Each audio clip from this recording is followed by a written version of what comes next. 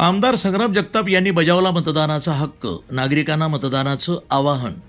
अहिल्यानगर महानगरपालिकेच्या सार्वत्रिक निवडणुकीसाठी गुरुवार दिनांक 15 जानेवारी शहरामध्ये मतदान प्रक्रिया सुरू आहे. सकाळपासूनच विविध प्रभागातील मतदान केंद्रावर मतदारांची ये जा वाढताना दिसून येत असून लोकशाहीच्या या महत्त्वपूर्ण प्रक्रियेमध्ये नागरिक उत्स्फूर्तपणे सहभागी होत आहेत.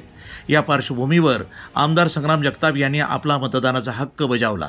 मतदानानंतर त्यांनी शहरवासियांना आवाहन करताना सांगितलं की महानगरपालिकेच्या सर्वांगीण विकासासाठी प्रत्येक मत हे महत्त्वाचं आहे. त्यामुळे नागरिकांनी मतदान करावं.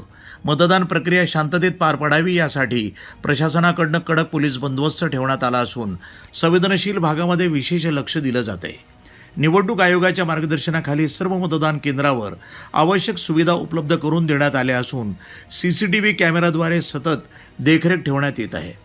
दुपारनंतर मतदानाचा टक्का वाढण्याची शक्यता व्यक्त केली जात असून अहिल्यानगर महानगरपालिकेची पुढील सत्ता कोणाच्या हाती जाणार याकडे सर्वांचं लक्ष लागलंय.